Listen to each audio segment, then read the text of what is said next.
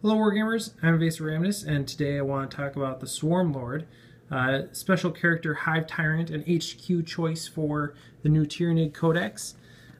Before I get into that though, I want to say thanks for watching. If you like this video, I think you know what to do. If you want to let me know what you think about the Swarmlord or the Tyranids Codex in general, please do so in the comments below. That'd be great. And also, your subscriptions are greatly appreciated. So thanks for any and all of the above. Alright, so like I said, the Swarmlord is an HQ choice for the new Tyranids Codex, and like most HQ choices, he is a Synapse creature. His Warlord trait is the one that increases his Synapse range by 6 inches, which is called Synaptic Linchpin. So he has an 18-inch Synapse range, which is definitely an asset in the new Tyranids Codex with all the negative things that can happen with Synapse. It's good to have a little bit extra range on there. His special rules are Psyker level 3, so he can shoot off up to 3 psychic powers a turn, which is great. You know, it's not as good as it would be if he had access to Biomancy like he did in the old Codex, but you know, there's still some good psychic powers in the current Codex, and you know, being able to have three warp charges is definitely good. Shadow in the warp, so just like a lot of Tyranids creatures, he has Shadow in the warp, so that's great. And he is a Synapse creature, as I mentioned before. He does have a special rule called Alien Cunning, which says, whilst the Swarmlord is alive, you must add 1 to your reserve roll. So basically, that's there to hasten the deployment of anything you have in reserve. Whether or not that's a good thing is rather contentious, I suppose.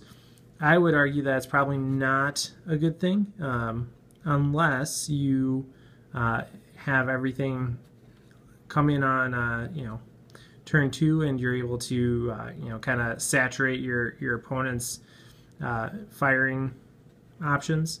You know, that's one strategy. You could potentially just have so many things come on the board that they don't, you know, they can't possibly shoot at everything, and so that opens up an opportunity for you to get some guys across the board and you know, fire or get into combat the next turn, things like that. But I think more often than not, you want to have your things in reserve come in a little bit later. Again, all is one wave, but you'd like it to happen later so that you have a better opportunity or a better chance of having those units alive at the end of the game. Since this game is in general based on what happens at the end of the game as opposed to the turns leading up to it. So Alien Cunning can work against you if you want things to come in, you know, turn 3, turn 4, and grab an objective for turn 5. Swarm Leader. At the beginning of your turn, choose either the Swarmlord's unit or one friendly unit from Codex Tyranids within 18 inches of the Swarmlord.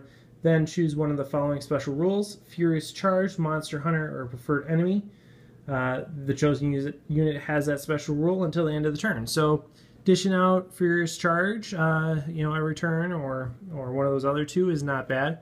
That's a nice asset for the Swarmlord. You know, I'd probably be giving Furious Charge to units that get close enough to charge, but you know, who knows if that's going to happen or not. But it definitely doesn't hurt to be able to do that. The Swarmlord comes with a 3-up armor save, just like a standard Hive Tyrant.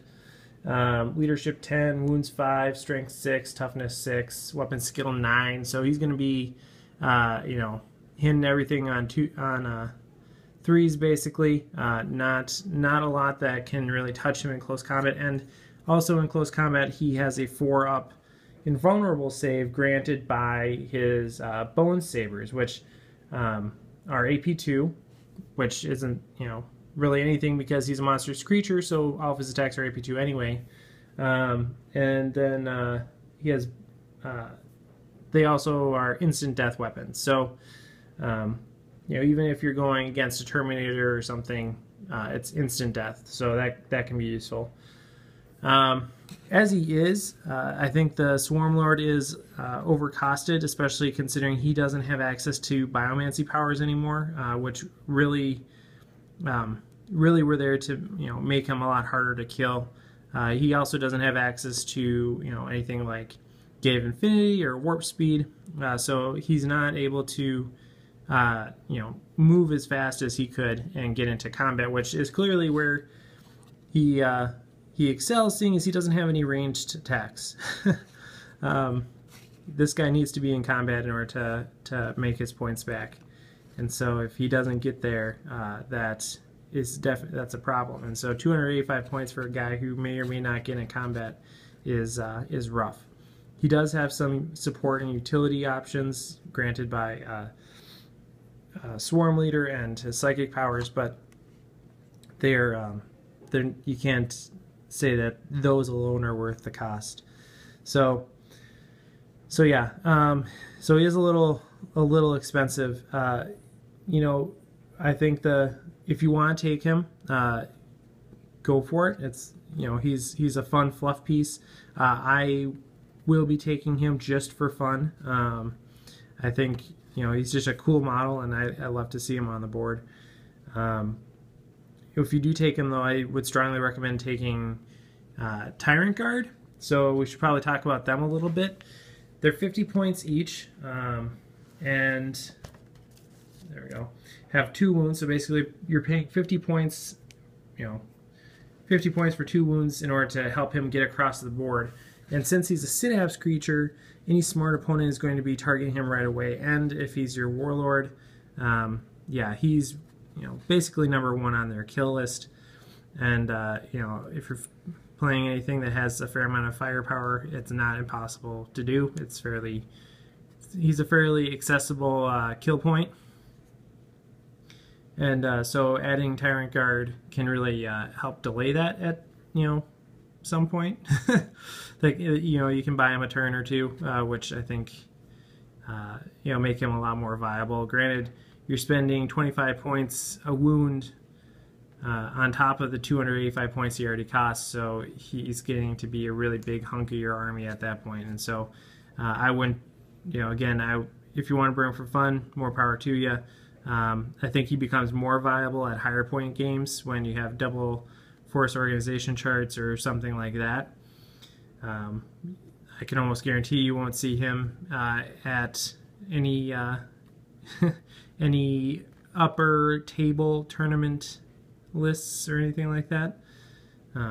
He just doesn't have the offensive capability to justify his points in that type of setting. But if you're playing for fun, I think he offers a lot in terms of just making a game interesting.